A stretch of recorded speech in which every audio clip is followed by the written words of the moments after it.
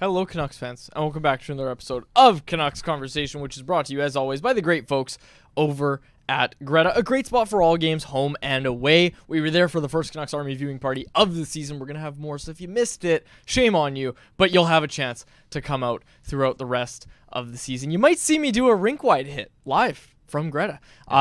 Greta's got a lot of good stuff. They got games, they got the street food menu, and of course, the weekly drink specials just minutes from the arena. Come by before and after the game or whatever event you're downtown for.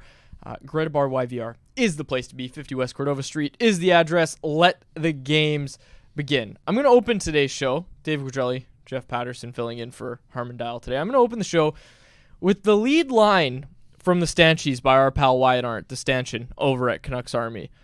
On a night the Canucks finally put forth a complete 60-minute effort, Sportsnet only showed 45 of them. Do you have cable? You strike me as a cable guy. I do, and here in studio, because we do rink-wide from the studio, we've got cable here. So I followed along the plight of many Canuck fans, but we were uninterrupted as we watched the game. I guess we're paying the cable bill. So instant reaction. There's a line in there where I say, I'm going to be real with you, readers. There was about 8 minutes of the game that I just didn't get to watch, where it just... it turned back on and the Canucks had a power play. I don't know how they got there. I was following along as best I could on NHL.com, but I had no real takeaways from that penalty or the moments that followed it because I couldn't watch it. So anyways, I'm thinking about buying cable. Should have FaceTimed me. I would have held my phone up to the screen here. I'm going to hold you to that, Jeff. I'm going to hold you to that. Let's get into it. Let's talk about last night's game. So much to get to, Jeff. I think let's just start with Quinn Hughes putting on a show. A 3-assist night for Quinn Hughes. He becomes the third fastest defenseman in NHL history to hit 300 assists. Just Bobby Orr, ever heard of him, and Brian Leetch hit the mark faster. Yeah, it's wild. You're just reminded of the greatness that we're so fortunate to be watching on a nightly basis. And we went through this last year when he got to 92 points and the Norris Trophy. The NHL would put out all these nightly tweets after just about every Canuck game. And he was keeping that kind of company. It was Orr, it was Coffey, it was Ray Bourque. And you just think, like, this guy's not even 25 yet. He'll turn 25 next week.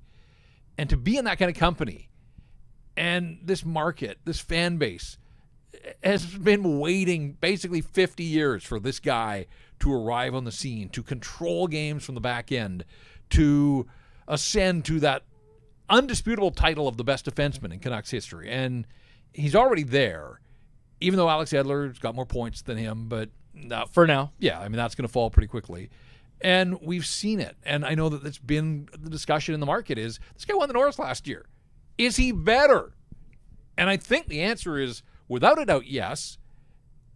And then the detractors will say, well, but his points aren't anywhere close to, it's not about the points. It's the way he controls hockey games. And if they ever get the power play going, the points are going to follow. Yes. Right? Like, yeah, they scored a power play goal last night. Great. I mean, they had 5 opportunities. Would love to have seen them absolutely put the hammer down. I mean, that was sort of the one area of the game that maybe they didn't dominate. Otherwise, it wasn't a fair fight. I know the Ducks opened the scoring. The Canucks were never in trouble. They were never in danger in that game. They scored the 2 goals less than a minute apart. And from there, they're off and running. I laughed. I hope you got your stream back in time to see the Hughes goal switch to Pettersson and take it away. And, you know, Sportsnet's telling you that Hughes has 300 assists. And then, oh, wait a sec. He's got a goal and 2 assists tonight, not 3 assists. And so I think people were deleting tweets as they went. It turned out that, yes, that shot ticked off Alias Pettersson. So it was PD's second goal of the season. And 3 helpers for Quinn Hughes. So, you just marvel at the things that he continues to do. And the craziest part of all, Dave, is that, again, he doesn't turn 25 till next week. In some ways, he's just getting going. And honestly, in some ways, he's just sort of entering his statistical prime, which is wild. I don't know why we don't believe him. I'll speak for myself. I don't know why I didn't believe him. But for years, basically since he's been in Vancouver, he's talked about, I feel like I'm just getting started. Like, I feel like I'm getting better each and every year. And I think he once had a quote where he said he doesn't think his best years are going to come until he's in his 30s. And, you know, that's not what we expect. And I don't know why we didn't believe or why I didn't believe him. But right now, it's the subject of our poll question, and it's true. He's playing better than he did last year. And last year, he was the league's best defenseman. So what does that say about it this year? Well, you freaked me out there for a second because I thought you said his quote was, my best years aren't going to come until I'm in New Jersey. And let's not even go there. He's under contract for this year and 2 more. I wrote a piece at Canucks Army about the best value contracts on the Vancouver Canucks through 11 games. Spoiler alert, he's at the top of the list. And this is a guy that's making a shade under $8 million per season. He's making a shade under $8 million per season and doing the things that he's doing. It's incredible. But it is, again, you're reminded that the value that the Canucks are extracting out of this player, and they've got him locked up for 2 more years beyond this. So there will come a time where there's going to be some difficult negotiations, and he is going to have some decisions to make, but he's a Canuck now and will be for the next couple of seasons, and just enjoy the greatness that is Quinn Hughes, because any way you slice it, like, he is building a Hall of Fame resume before our eyes. Hall of Fame, absolutely. I was talking about retiring his jersey last night. On the topic of value, do you want to quickly do this exercise that Harmon and I once did? Quinn Hughes is a restricted free agent at the end of this season. He has a Norris, and he's also now playing better than he did last year. He's going to be 25 next season, or this season he'll be 25. He'll be 26 next year. You have to negotiate with 26-year-old RFA Quinn Hughes. It's 8 years, we know that. Yeah. What is the cap hit? I'll tell you, Harmon and I tabbed it around somewhere like $13 to $14 million. Yeah, I was going to say it starts with a 13 in my mind. In my piece I wrote, basically making half of what he deserves. It's not, the math doesn't quite add up there. He's not a $16 million player, but as the cap goes up, certainly could be. Yeah, he could establish the market. It's and for this exercise, if he was negotiating next summer, you're looking at a $13 to $14 million player without a doubt. And again, he's not on the same point production pace that he was last year when he got to 92, but he's not that far off either. He's better than a point-a-game guy, 12 points in 11 games. He had a 3-point night last night. That's his first of the season. And again, if this power play ever gets going, there's going to be nights where he absolutely feasts at the trough. So there are big nights ahead for Quinn Hughes. He's just playing too well, and he's picking up, multiple points. I think he's had 5 multi-point games already. Yep. But, he had 3 on the regular last year. He had a 5-point night in that 10-1 romp in San Jose. I kind of get the feeling that those types of nights, especially the way that he's shooting, the frequency with which he's shooting, and again, the puck tipped off Alias Pettersson, so it's Petey's goal, but Quinn Hughes was shooting to score there. And by the way, if you're the Ducks, maybe you don't give him all day 45 feet out directly in front of your own net. If you're the Ducks, you do a lot of things differently. They are terrible. They're so bad. It's 7 years, Jeff. It's 7 years with no playoffs, and yep. I don't want to turn this into Ducks conversation, but I did have the thought last night of, we heard for years Jim Benning and his defenders in this market come out and say, well, you don't want to just have your players losing. You need Jay Beagle because they need to know what it's like to win. That's some flawed logic, but you understand what I mean is you need to have these veteran players. You can't have this environment where they're just young and they're losing and there's no one to show them the ropes. The Ducks are the case study of, that's why you don't want to do that. Because, look, Trevor Zegras, we were talking about it before the show. He had his best season at 21 years old, and he looks washed. Yeah, I don't know what's going on there. A complete non-factor other than a little cheap shot on Garland and a little mix-up with Kiefer Sherwood at the end of the first period. But, I don't know where his career is going from here. A guy that was drafted here in Vancouver, picked before Vasily Podkolzin in 2019, and burst onto the scene. He was one of the best players of that draft class early on, and it wasn't just one season. He had 2 60-plus point seasons, but right now, he, like that hockey club, looks completely lost. And look, this is a Canucks conversation, Canucks focus show, obviously, so I'm with you. I don't want to go too deep on the Ducks, but I want to keep it real here. When we look at the Canucks record, and they are 6-2-3, 2 outright losses in 11 games. That's not impossible to argue with. But in the same breath, I do think you have to point out that 5 of the 6 wins have come against the Penguins, the Blackhawks, the Ducks, the Sharks, and the last place Philadelphia Flyers. Their best win was against the defending Stanley Cup champs in Florida, and even that night, the Panthers were without Barkov and Tkachuk. So those are the teams that were on the schedule. and they're taking full advantage of that. And this month of November, and I wrote about this in my Pettersson point on the weekend, November is setting up. Like, the Rangers are on the schedule, and McDavid's going to play here on Saturday, so that's a boost for the Oilers. But opportunity is knocking loud and clear for the Canucks to really round their game into form. They're probably going to get Dakota Joshua back sooner rather than later. Like, the Canucks can get better. This seems like an opportunity. There are good teams out there, and they will see them at some point, but this has been a pretty soft launch to the season just in terms of the quality of opponent. And with my eyes, I would say the Ducks are right down there at the bottom. Even if they're not at the bottom of the standings, they were horrible last night. And so, yeah, it was nice to see the Canucks absolutely bury them. On this topic of oppositions, we've talked about this before on this show. You actually heard us talking about the schedule yesterday. We miscalculated a little bit how many back-to-backs there were, but when we look at this schedule, Jeff, you just talked about it, the fact that, yeah, your wins have come against these, lesser bottom feeders. Bottom feeder teams.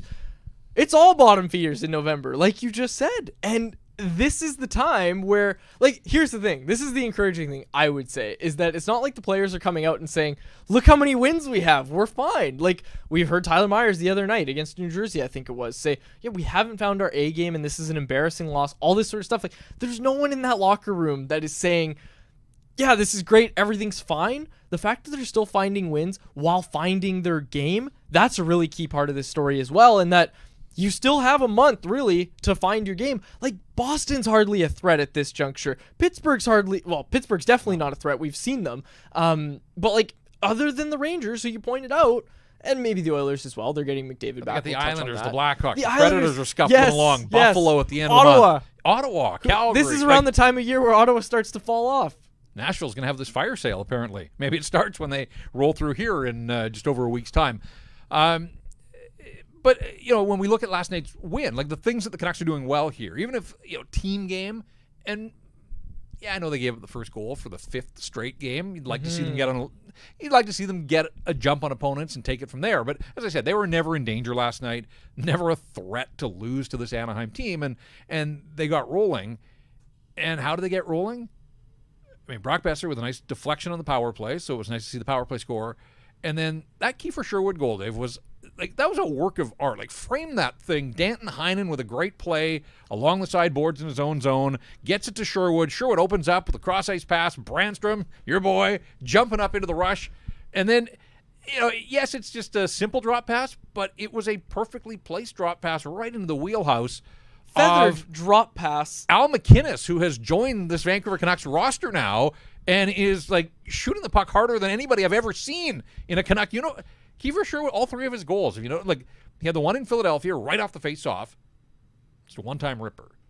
The game against Pittsburgh, 2-on-1, Teddy Bluger into his wheelhouse, absolutely hammered it back of the net. Last night, Brandstrom, drop pass, boom. Yeah. Like, of all the things that Kiefer Sherwood is bringing to the mix here, guy is shooting to kill right now, and I just love so much about that goal and that depth scoring. And so as we still wait, Elias Pettersson and his bigger rival statistically, JT Miller hasn't been the best player on the ice for the last handful of games, and yet it's not stopping this Canucks team because it was Pia Suter the other night. It was Danton Heinen in Chicago. Last night it's Sherwood with a goal and an assist.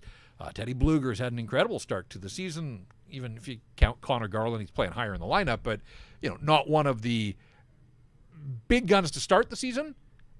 The depth contributions have been incredible, and then you throw Kevin Lankin into that mix, and all of a sudden you got this winning combination that's adding up to 15 points in the standings already. Quickly on this third line, I wanted to talk about it. Highlighted by our pal Mike Liu in the Statsies last night, our analytics post-game report, analytics-based, I should say, post-game report over at Canucks Army. The Sherwood-Bluger-Heinen line, which we know has been good all season long. That's been a great third line. They led all Canucks forwards in expected goals for last night against the Ducks. They won their matchup and then some. And on Sherwood, I wrote about it today, just came out at Canucks Army moments before the show started. 12 NHL players, Kiefer Sherwood has more goals than to start the season. I'll give you a few. Stamkos is one of them. Stamkos, Matt Barzal, Mitch Marner. We saw Alex Killorn last night. He's on this list as well. Zach Hyman, Trevor Zegras. I had some fun with this one, folks. Elias Lindholm, Barzal's out for 6 weeks. He's not coming with the Islanders, so he's going to be stuck on his, is it 2 goals or? 2 goals. Yeah. I tweeted out, Sherwood's got more points than Stamkos, and I mentioned that just because Sherwood left Nashville. Stamkos was the big offseason signing in Nashville. The Predators are off to a disastrous start, and here's Kiefer Sherwood at $1.5 million, leading the NHL in hits. And it's not just he leads the NHL in hits by a dozen. He leads Jeremy Lauzon of Nashville by 12. Lauzon's a defenseman. He has a 16-hit lead over the next closest forward in the National Hockey League. And he's not chasing them. He's not chasing hits, Jeff. Nope. Like, he's not out of position. He's not doing the Noah Juleson thing where you step up and all of a sudden there's an odd man rush the other way. Like, that's what's been most impressive in my mind, is that this offense and physical punch that he's brought to the lineup while playing defensively sound and being a good fit on this team in the way that they want to play, the way they want to defend. That's the most impressive thing. He's not chasing these hits around, and he's not spending a ton of time in his own zone, which in my view, like, that explains largely Lauzon's numbers, for example, right? You spend a lot of time in your own zone, you're going to get more hits, but that's not what we've seen with Sherwood. Most of Sherwood's hits, and I wish you could divvy it up like this, most of those have come on the forecheck. Yep. Like, most of those have come with him being an absolute dog in the offensive zone.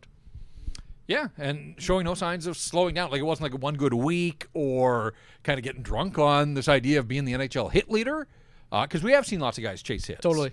And the other part for me is, and he had that run of the games in Florida, Philly, and Chicago, where I think it was 10, 9, and 12 or something like that. Like, those are all visiting buildings. We hear about home cooking from the stats counters in a lot of rinks. Like, Cal Clutterbuck used to absolutely jack up his total because, whether he was in Minnesota or on the island. But when you're doing it on the road, like, that's somebody else's building. And I know these are supposed to be neutral NHL off-ice officials, but there is some favoritism without a doubt. And yet, home or away, he's an equal opportunity hitter. He's just been incredible. I mean, what a start for Kiefer Sherwood in his time as a Canuck here. And I've made this point on other shows, like that line with Teddy Bluger and Danton Heinen. Teddy Bluger didn't have a training camp. He played the final preseason game, and they look like they've been playing together for 5 years. Like, they have found this chemistry. They support each other. They seem to understand, like, where guys are going to go and what they're up to. I mean, that has been a really, really solid third line and a productive one for the Vancouver Canucks. Now, value is a big topic on today's show. I was just talking about, players that Sherwood has more goals than. I put their cap hits in the article as well. Harmon and I have touched on this before, but just not only is that third line playing extremely well, the value in terms of what the Canucks are paying. Again, Teddy Bluger on a good deal. Kiefer Sherwood, $1.5 million for this year and next. Like, this isn't just a enjoy it while you can. This is something that they did this offseason, and as much flack as we've given them, and rightfully so, for the Desharnais signing, the Meyer signing, all that sort of stuff, all the flack we've given them on not really addressing the back end as well as they probably should have, they really crushed it when it came to all of their forward additions. Yeah, and I had somebody ask me in the Monday mailbag at Canucks Army about pro scouting, and it is absolutely an area that has just been upgraded night and day compared to the last regime. We're not here to bash. I mean, Tim Schaller got $1.5 million. Right. I mean, there's this long list of just throwing bad money after veteran guys. I was thinking as I put my list together of like the 5 best value contracts this season, and really wrestled with number 5 because I had 6 and 7 as options as well. Like, just go back 5 years and think about writing that article 11 games into the season about the best value contracts on the Vancouver Canucks. You might have had 1 or 2, and then, all right, that's it, post it. Thomas Vanek. That's all we got. That's it. And it is one of the reasons that they have been a successful bunch here is they've found a way to support their core players with not just guys that are wearing the uniform, but guys that are stepping in, outperforming their contracts right now, and really making this a solid and deep hockey club that still has some flaws. Like, it was another tough night for Carson Soucy last night. Somebody's got to figure out sooner rather than later what's going on there. I don't remember ever talking about Carson Soucy last season. Like, he just quietly did his thing and nobody kind of bothered with him, right? I can't even blame it on Tyler Myers anymore. Like, especially like the Leo Carlsson chance when it was already 1-0. Yes. And Soucy's like on the sideboards just spinning around like breakdancing. He looked like Ray Gun. Or maybe he looked like Phil the Thrill. Phil Wizard. Phil Wizard. Yeah. I don't know what he was like. Honestly, I don't know what happened, and I couldn't find a replay that went back far enough because I kind of wanted, like, why he kind of took himself out of the play there, but it led to like a really good scoring chance, and it's 1-0 at that point. If it's 2-0, I still think the Canucks come back and win that hockey game, but it changes the discussion a little bit if it's they dig themselves a 2-0 hole, takes 2 penalties. It's just every night out right now just seems so out of sorts for Carson Soucy. Think back 2 games, Jeff.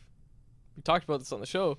The Fabian Zetterlund chance right at the end of the game that would have tied it up and sent the Sharks Canucks to overtime. Him and Myers are below the goal line. Yep. And we've seen that a bunch. So it's just bizarre. Like that's just bizarre. Like that's not even like And so here, like when I go back to who have they beaten this year, you can get away and win those games against those kinds of opponents when those mistakes are happening. But what happened against Jersey? What happened against Tampa? Even Carolina. I mean, it was a good comeback for the Canucks to get a single point out of that one, but Carolina was the better team on that night. At some point, they are going to face Winnipeg. They're going to see, the good teams in the National Hockey League that are out there. And if Carson Soucy's still making those kinds of mistakes, like that's where I have some concern. So, again, November, a relatively soft month for them. Make your hay while you've got it, but they've got to figure out what's going on with this guy. He's a better player than he's shown. Absolutely. And we saw it last year. We saw it last year. He was undoubtedly their 3rd best defenseman. Right now, he's not. He's just not. The schedule, quickly on this, and I think we've touched on this on recent shows as well, but the Canucks need to get a defenseman, I think. Even if Carson Soucy turns things around, you want to add a defenseman to this team, but you especially want to if Carson Soucy doesn't turn things around. They don't need to for November, it looks like. Like, it looks like they'll be able to get through November without going out and making that addition. Obviously, they get Zadorov on November 30th of last year. Ethan Bear was October 28th of the year prior to that. Or maybe 2 years prior to that, excuse me. But regardless, like, this November schedule is not only going to allow them to work through the issues that they're having, it's going to buy them some time to not have to strike too early on the trade market in order to just really save their season. Yeah, and I think that's an important point here because you're right. It was November 30th last year when they made the Zadorov deal. If you remember, got off to an incredible start. That November 30th, the end of November, was in that run where they alternated wins and losses for 10 games. Oh, yeah. It was the first sort of sign that, all right, maybe they're not as good as the start of the season. Franchise best start to the season. And Patrick Allvin wasn't taking any chances, right? Like, he wanted to make sure that they reinforced this group. So here they are, 6-2-3. Again, by the numbers, that's an incredible start. But yes, they've got this month here. They've got Thatcher Demko in the offing, perhaps. They're all about accruing cap space.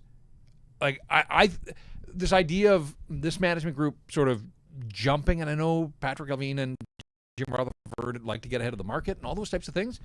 But if you're accruing cap space, you're doing it for a reason. And I don't think they want to go and blow the budget here in November. So I think there are enough signs, even Eric Brandstrom, like I think they want to see like what is his ceiling here. Yeah.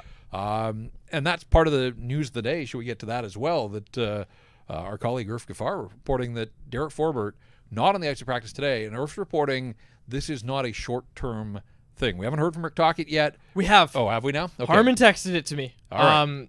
Look at Harmon contributing to the show from the road. Love it. Derek Forbort is out week to week, and Dakota Joshua is unlikely to play tomorrow against the Kings. Another thing from Canucks practice, obviously. So a couple of news items. Joshua wasn't on the ice now, as well. Irf is reporting that this could very well be a month for Derek Forbort. What a tough start to the season for Forbort. His father passes away, takes the personal leave, comes back, plays in San Jose the other night, has played in 4 games, and then gets hurt in practice.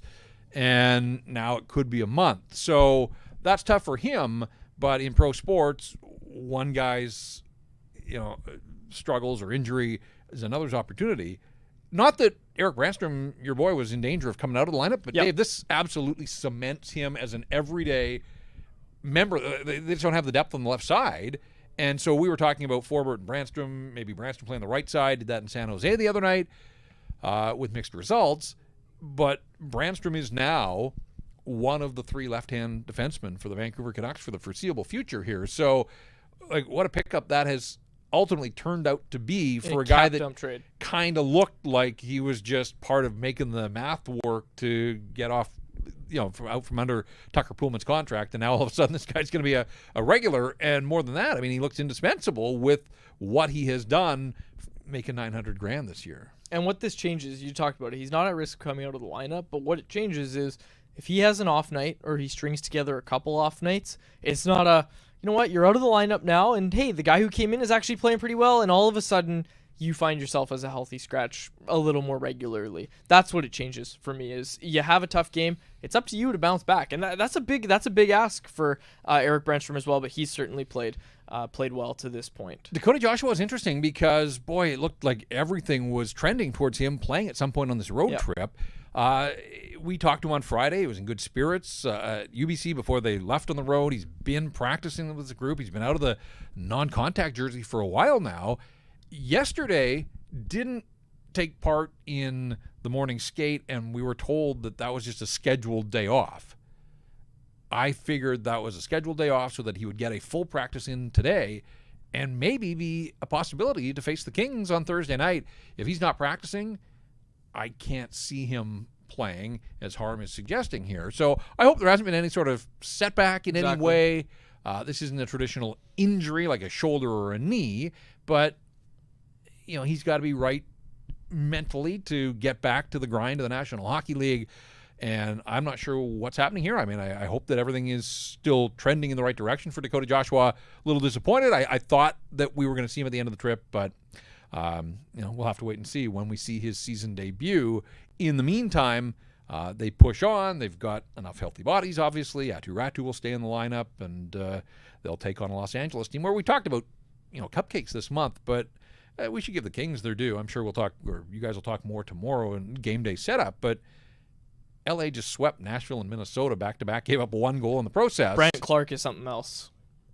Already into double digits in points. Yeah. Quinn Hughes leads the Canucks with 12 points. The Kings have 5 guys with 12 or more. Yeah, exactly. And this is a team that we used to grind for sitting back and not trying to score goals, trying to defend their way to victories. Yeah. They're scoring enough this year without a doubt, and they're 8-3-3. So end of a road trip. For the Canucks, that's going to be a challenge, but looking forward to it, and we'll see what happens. Quickly on Joshua, I wanted to highlight this quote when he spoke out at UBC. At the end of it, he talked about when he would be ready to go, and he said, it's about jumping in when I can, not so much just seeing if I can get through the games. I want to go out there and I want to make stuff happen and be an impact and help this team win games. I'm not sure when that'll be, but I'm getting close and better every day. So, what I took away from that, and he talked about healing from his surgery. He talked about it's the athleticism, it's the conditioning, it's being actually ready to not just play in games, not just play 10 minutes, but to make an impact and to be ready to do that. And again, we're obviously hoping that there's no setback, but to me, they're taking their time with him. I think they can afford to. And him not practicing really makes me think, okay, I hope there's no setback. Right. But that being said, on the other hand, again, I just don't know what a setback would look like for a guy coming off testicular cancer. It's not like his shoulder, he's experiencing tenderness. Totally. So that's where I just wonder if maybe he's just not quite mentally at the level he wants to be. I was a little surprised. I've watched all the home practices. Obviously, haven't been out on the road, but Rick Tocchet kept talking about ramping up and battle drills, and I kind of expected to see more drills designed to really test Dakota Joshua, and was surprised. He's been involved, but I didn't get a sense that he's really been through the ringer at practice yet. So for him to take a scheduled day off yesterday and not be on the ice today, hopefully we can get some clarity, because I want to see him back. They want to have him back. They're obviously a better team with him in the lineup, but we'll see where it goes. Guess we'll have to wait. Maybe Saturday at home against the Oilers, insert him there. We'll see what happens, but it doesn't sound like we're going to see Dakota Joshua make his season debut in L.A. tomorrow night. All right, we're running a little late here. Good conversation today, though, I should mention Ian McIntyre clarifying says, Rick Tocchet said that not practicing today nor playing tomorrow isn't a setback. Good to hear. So, did they give a reason?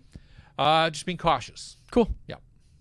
All right, all the best to Dakota Joshua. Hopefully he's in the lineup soon, which is what we've been saying for a while now. So let's see it. Let's wish all the best for Dakota Joshua. Let's get to our poll question, Jeff. It's our poll question, and it's powered by Square. If you run a restaurant, you're too busy for this ad. You're thinking about how to get more orders flowing and new locations opening. You need to get more customers and keep them coming back. So really, you're already thinking about Square, because Square Restaurant Tech helps more than 400,000 restaurants do all those things and more. So when you're thinking about your restaurant, think bigger and think Square. Go to square.ca and see why Square is big in restaurants. Kind of close out the conversation about the Ducks game here. We asked, in your opinion, has Quinn Hughes been even better to start 24-25 than he was in 20? Typo by me. 23-24 is what that should say. 80% of voters say yes, Jeff, and really no surprise here. You kind of alluded to it in the first segment that the point totals aren't quite what they were last year. Like last year, obviously, he leads the league in points, all that sort of stuff. Points per game, he's right up there with Cale Makar, all that sort of stuff. We know he was extremely good last year. And the take I had at the start of the year was he's probably not going to win the Norris again because he's going to play better. Like I predicted this at the start of the year. I said, this is going to be a year like past years where Quinn Hughes is great, but nobody else really knows about it, and he doesn't get the Norris love because he's not going to be at the top of the league in points or whatever. Cale Makar's defensive game has been dreadful to start this season. The Avs also can't get a save, but all of Makar's numbers dip when Nathan McKinnon's not on the ice. There's a really strong case for why Cale Makar isn't even a top 3 defenseman right now. I know I'm going to get a lot of flack for that, but we can have the conversation at a later date. But let's focus on Hughes for a sec. Even better to start this season. I am unequivocally saying yes. And now the point totals are there too. Like he's over a point per game. Right. So that's just it. The points aren't that far off. And as I said, if the power play ever shows more than a heartbeat here and a heartbeat there, the point totals are going to absolutely start flowing. So it's not like he's not producing. He got 12 points in 11 games, better than a point a game. If you extrapolate that over, that would be close to a 90-point pace. So it's not like we should be worrying about where's Quinn's production. And yet at the other end, like 5-on-5, he's been on the ice for 4 goals against in 11 games. And that includes 2 games where Artur Silovs hasn't made a save. Like, you think about how much he plays, who he faces, and he's been on the ice for 4 goals against because he spends 75% of his shifts in the offensive zone doing amazing Quinn Hughes things. So, no, absolutely. He has rounded up his game. Last year it was all about changing angles and shooting off the rush. He just flat out has bulked up in this offseason and now has a slap shot that was a liability when he broke into the league, and it's a weapon now. Yeah. And yes, Alias Pettersson got hit by the shot more than he tipped it, but we have seen Quinn Hughes beat goalies cleanly with his slap shot, something we didn't see earlier in his career. People wondered. Not the biggest guy, doesn't have a ton of torque, all that kind of stuff. No, he's found a way to absolutely launch pucks now. Maybe not at Kiefer Sherwood levels, but he's shooting the puck. And the other thing, and I pointed this out on Twitter last night, because as I was just going through the game and sort of crunching some numbers after the game last night, he leads the Canucks in scoring, leads the Canucks in ice time. He is clearly the focus of opponents, and why wouldn't he be? Yep. So he gets special attention. Everybody finishes checks. He does all these amazing things. Dave, he hasn't taken a penalty yet. Like, think about that. Like, not a retaliatory penalty for somebody that, takes a run at him. There's no slashing. Sticks come up. It happens in hockey, right? You protect yourself, get your stick up. Puck over the glass. Like, whatever. Guys take penalties. They happen a lot in the National Hockey League. This guy plays half the game most nights and hasn't taken a penalty yet. So on top of everything else that he does better than just about anybody in the NHL, he also is able to be available to the Vancouver Canucks because he's not taking needless penalties. It's, again, you just marvel at every single thing. The box is just check, check, check, check, check, check, check.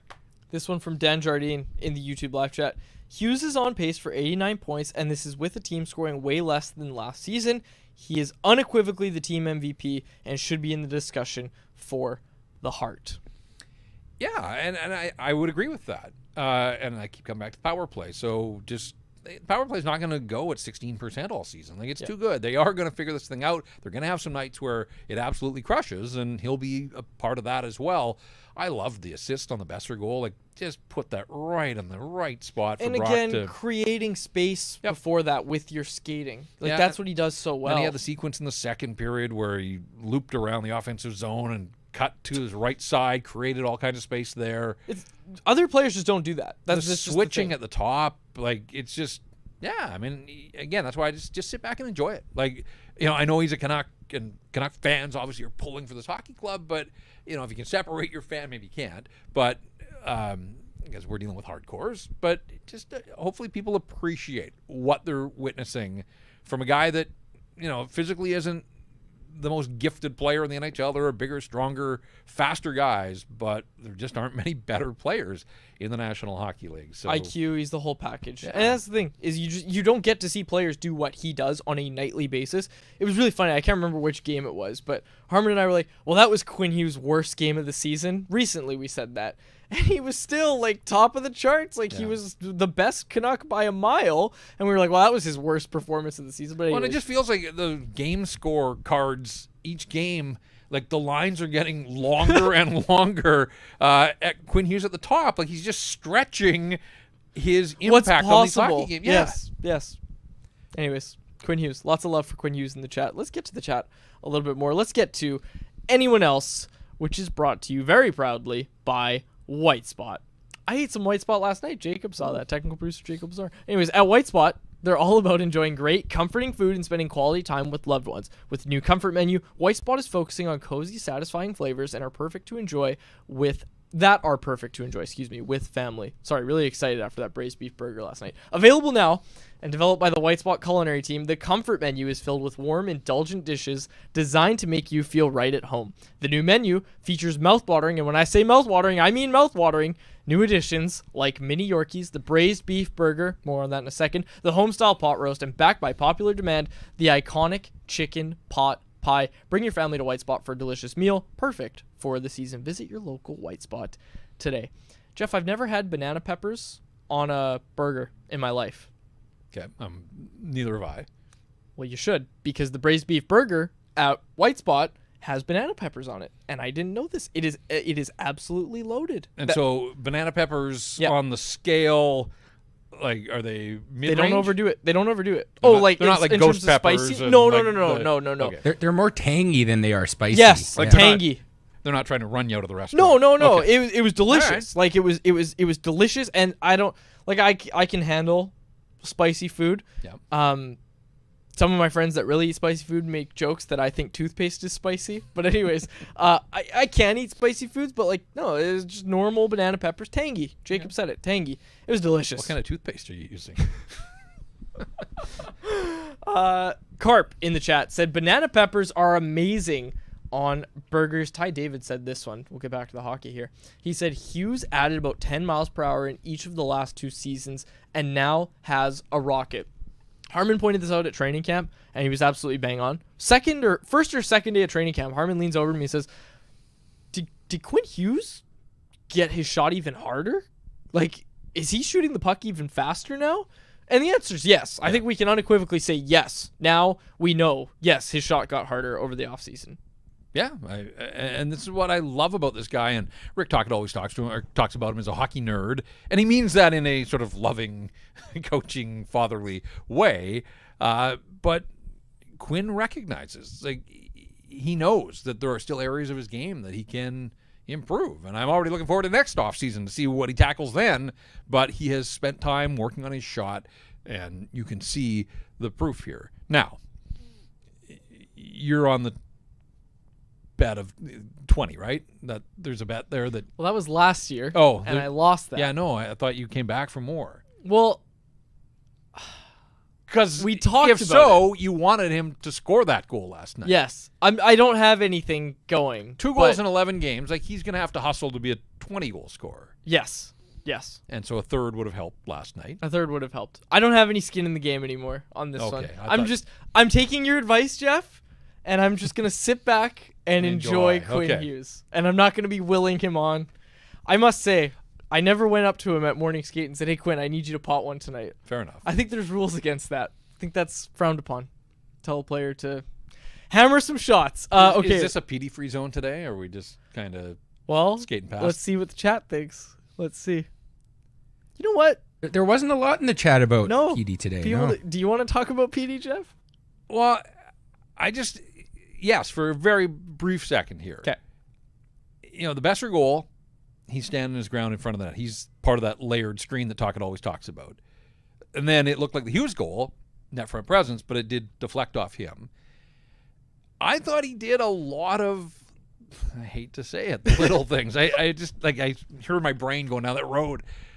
He's getting paid way too much to just do the little things and have, pat on the back. But if you looked at his underlying numbers last night, and again, it was the Ducks, but that's who they were playing. I made this point that just strictly based on his underlying numbers, that's the kind of night 2 years ago that he comes out with 4 points on 5 goals. And so the points still aren't there. He had that chance in the power play. I loved that sequence. Garland back to Miller, I think it was, and then the quick pass diagonally back to Petey, who walked out of the corner. He's got to finish on those chances. Because then in the third period, he had one, too, where he kind of walked off the end boards. And, offenses, it just dies on his stick right now, unfortunately. But there was a lot of good in his game, but it doesn't translate. So I know as we move into anyone else here, Nathan MacKinnon had 5 points last night. Alias Pettersson was the first player in the National Hockey League to 25 points last season. Nathan MacKinnon is the first player to 25 points this season. Nate the Great had 5 assists last night. Alias Pettersson has 5 points on the season. It just kind of underscores Pettersson struggles, but guys that are getting paid, that's how you do it with 5 assists on 6 goals. And I'm not expecting 5 assists tomorrow night in Los Angeles, but again, single points. That's the best that the Canucks are getting. Even on a night when I thought Alias Pettersson played pretty well in that line and made some good things happen, it's still just such a struggle right now for him to find any kind of offense. And then you see that, no, there are guys around the league. There are high-priced guys that are the absolute stud difference makers.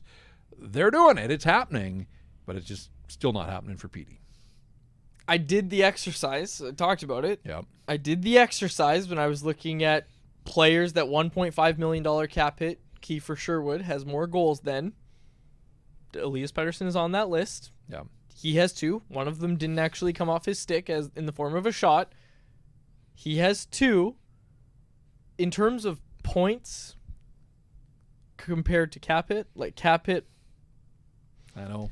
It's league worst by a considerable margin. So the points need to come. I didn't want to do it, but I was making fun of a lot of players in the article. I had my fun. I took some shots at Trevor Zegras, which I like to do. Regular listeners of this show will know that for sure. I did have to mention it. I was doing that exercise and I was in terms of cap hit, there is not a more inefficient in terms of points. There's not a more inefficient contract in the league right now. In terms of points. You take Elias Pettersson 11.6 over half of the contracts in the league. That's not what I'm trying to say. When did you put your poppy back on, by the way? Why did I put it When? on? Oh, it was just sitting on your computer a second I know ago. you were talking, and I put my mic down and quickly did it. Wow. Okay. Well, I like to wear my poppy. You got the pin sticking up, which is...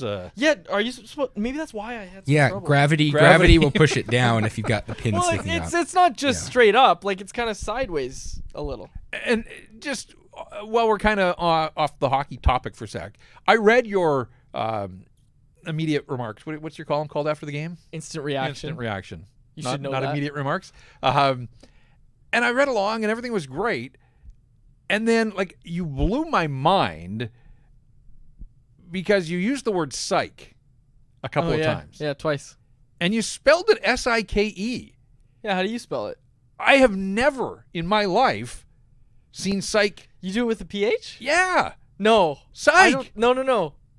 No, it's S-I-K-E. It's I got you. I fooled you. It's psychology. Yeah.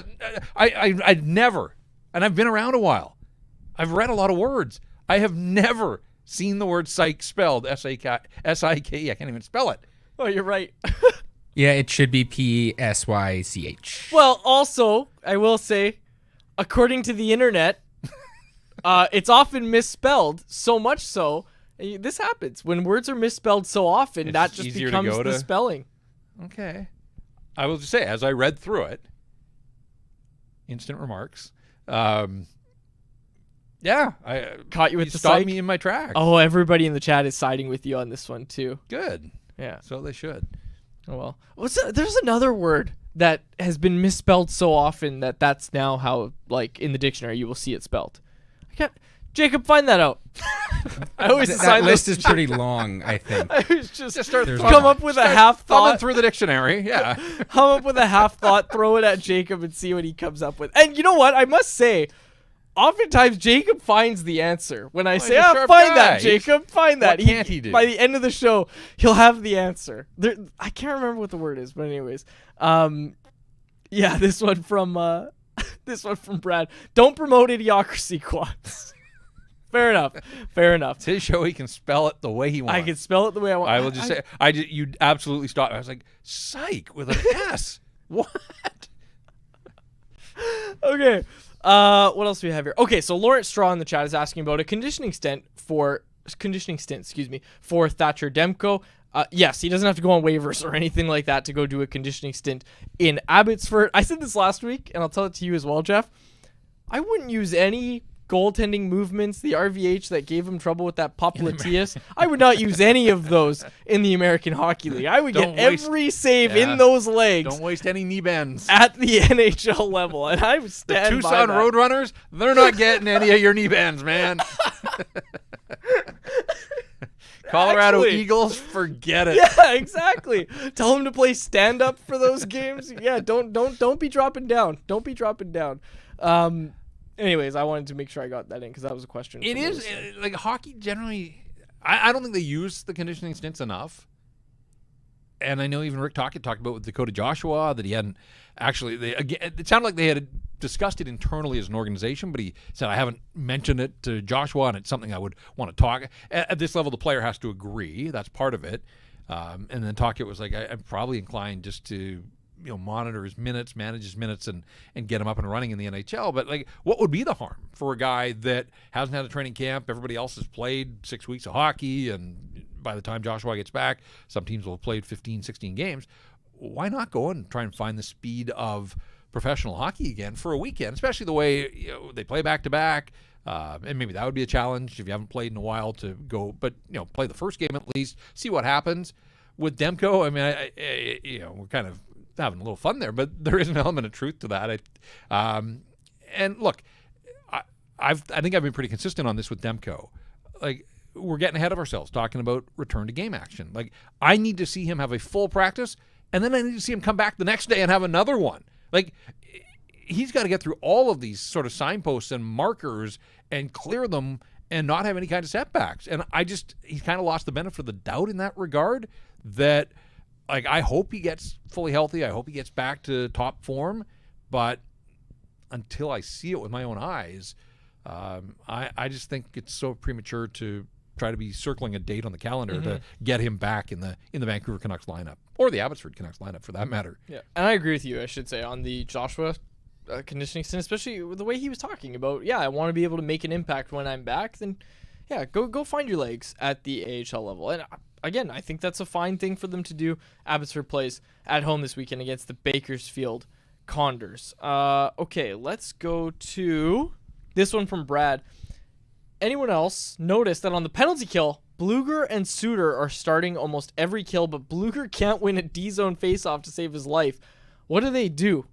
Like, is Aturatu the answer? He's killing penalties. Situational faceoffs. I mean, situational faceoffs on the penalty kill are a dangerous thing. Absolutely. We saw Jordan Stahl take the opening faceoff of overtime, Yeah. win it. Carolina got possession. The Canucks never touched the puck until they fished it out of their net.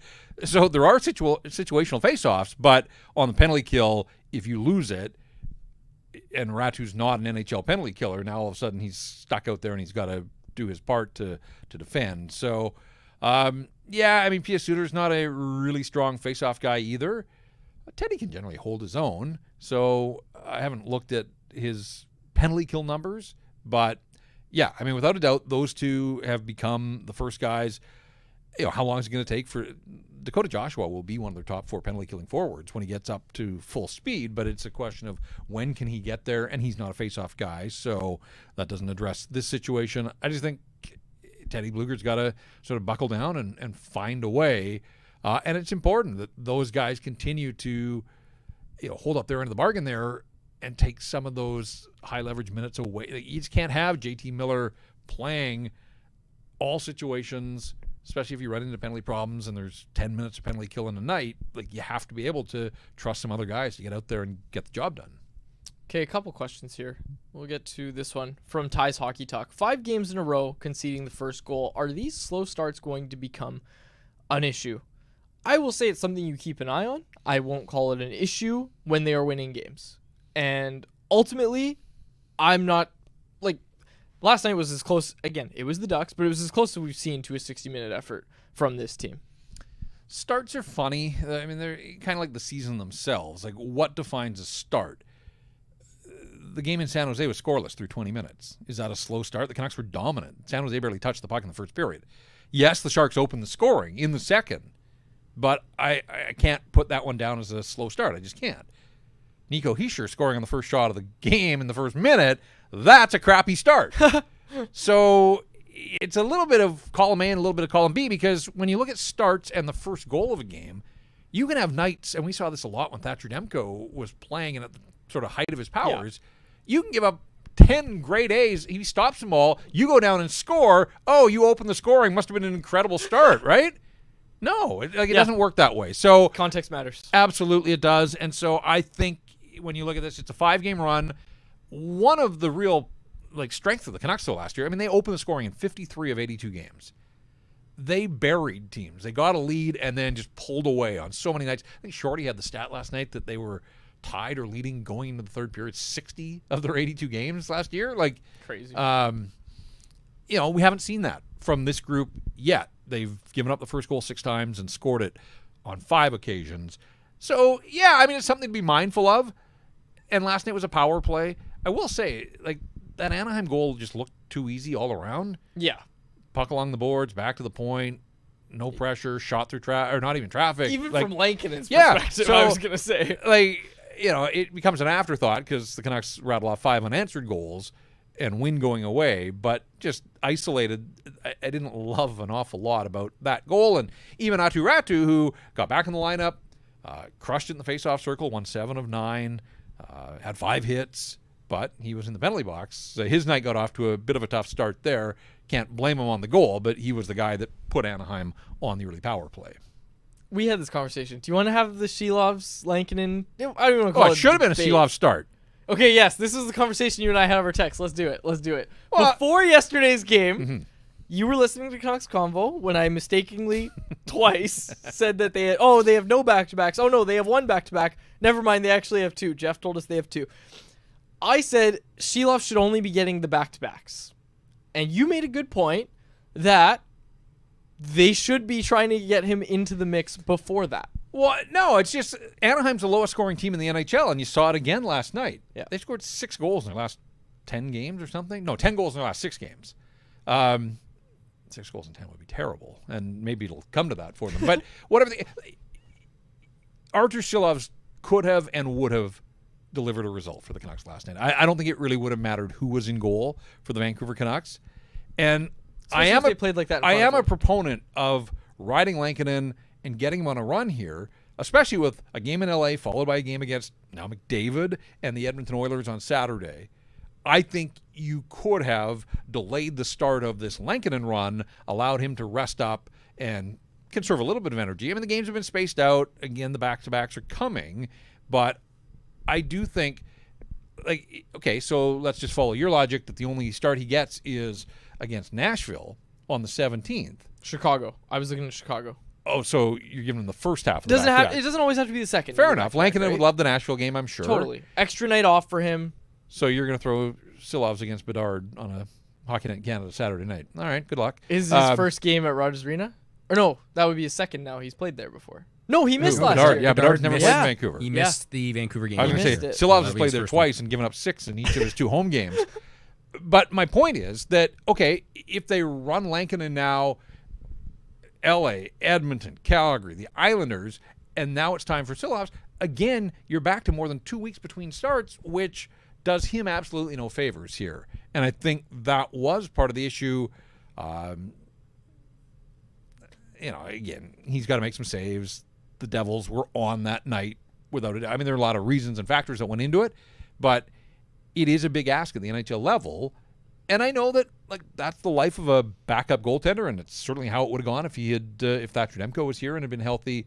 But I think you've seen now that 2 weeks between starts for Artur Silovs isn't exactly bringing out the best in him.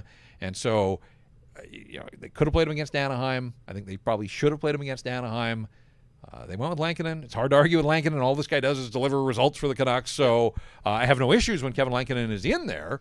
But I think that the Canucks could have still beaten the Ducks handily with Artur Silovs, and then that would have at least moved him along so that the next time he plays isn't 2 weeks, it's just over a week essentially, or 8 or 9 days. Yeah, my big argument with you was that, if you start him against San Jose, which I thought they would go to Silovs against San Jose, they lose that game against San Jose. And then all of a sudden I think that happens. They almost lost it with Lankinen. They did, you're right, yeah. And so I think they lose that, so I would have been wrong about that. I don't think they would have lost against Anaheim with Silovs. I think Talkett outsmarted himself and went to Silovs too soon against the Devils when Lankinen was on a roll. Yes.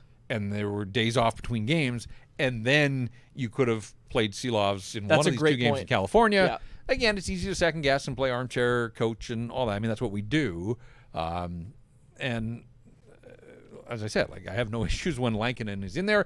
He can't play them all. It just doesn't work that way. He's not a guy that's been a workhorse in the National Hockey League. He's been an incredible addition to the Vancouver Canucks. But if Silovs is going to be the backup, and I'm saying all this without knowledge of what they know about their plans for Thatcher Demko, but it just feels to me like he still hasn't been fully involved in practices. That's the surest indication that a guy is getting close.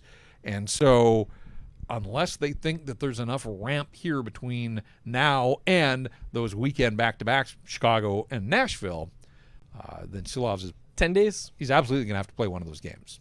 Can Demko get back in 10 days? Ideally, Artur Silovs' next start is in the AHL. Yep. Ideally, but not the world that maybe not the world that we're going to be living in. Okay, anything else in the chat? Jacob, you had answers. Give me some words, buddy. Donut, the original spelling, DOUGHTNUT, and simplified spelling is a big one. Scepter, apparently that's one. Minuscule, originally was spelled with a U. That's the one I was thinking of. But then, it just was commonly spelled with the I because, miniature, minuscule being similar. So that's another big one. There's a couple in the chat that people submitted as well. So, yes, there's a long list of words that were regularly misspelled, so much so that the wrong spelling was an accepted spelling. Psych is next. The psych movement. Jeff, this was a lot of fun. Thank you for joining us. This question from Travis Wall for you. Do you still hate the shelf in person? Yeah. Go ahead and give a little tug on that shelf. Okay, well, just a sec. People can't see, but hopefully they can understand that we do rink wide from the set over here. So I've spent a lot of time in studio, just me and the shelf. I've spent time around the shelf here, and it's all right. You're suggesting there's hatred in my heart about this shelf. I just said underwhelmed because it had been talked up, and not only by you, but others here in the company, about the backdrop and the plans for the set, and then it's just a shelf. What you can't see is that there is a secondary shelf under this one. So there's about 18 inches there. So it's got a matching shelf. It's got a friend, a companion. There's a third one that will eventually go up as well. We've got an extra one too. Goodness. Too much. I built that on the weekend. And Dave has been telling me, with the help of his soon-to-be father-in-law. Yeah. Yes, the woodworking that's been done. See all that? Yeah, no. I'm going to do one for the studio. There is a grand plan here. The shelf on its own was a touch underwhelming. That was my point. But it's all right. It served us well. It's holding the hat there. All is good with the shelf. All right. Yeah. For now. We'll see. Okay, let's go to...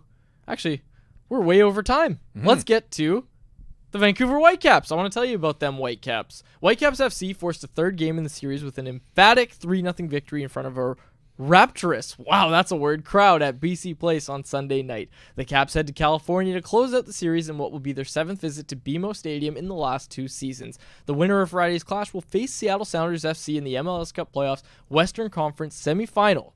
The match, scheduled for 7:30 p.m., live on MLS Season Pass on Apple TV and available to listen at whitecapsfc.com. This is my first time reading this script. I got a problem with Trevor today. In addition, the club will be hosting a free playoff watch party Friday night at Goodco Granville. Sign up to the Whitecaps Insider to get access to the watch party tickets at whitecapsfc.com. So this thought came to me last night as I was hosting Rink-Wide. Like, if we had unlimited resources and nothing but time on our hands, which we don't because we're busy and have work to do, you could fly to LA. Canucks on Thursday. Oh, yes. Whitecaps on Friday and be home on Saturday. Wow. Like, I hope somebody's somebody's doing a that. sports fan here in town that's doing the double dip. I love that. I hope someone is doing that. Yeah, I hope someone's doing that. Message us if you're doing that, folks. Yes, and take some photos. We'd love to share it on the show next week. Absolutely.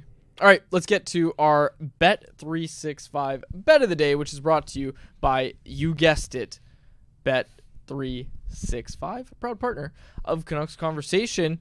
Tonight, Connor McDavid returns to the Edmonton Oilers lineup, but that's not going to stop the Vegas angst Golden in Knights. Edmonton over the last week. I know. We're taking plus 135 Vegas Golden Knights to win in Edmonton tonight. You can get that over at Bet365, proud partner of Canucks Conversation. Open an account with Bet365 today and bet on a huge range of markets. Whatever the moment, it's never ordinary at Bet365. Be sure to use code NATION when you sign up for an account. Did you know that Vegas is 8-0 at home and 0-3-1 on the road? No. Now you do.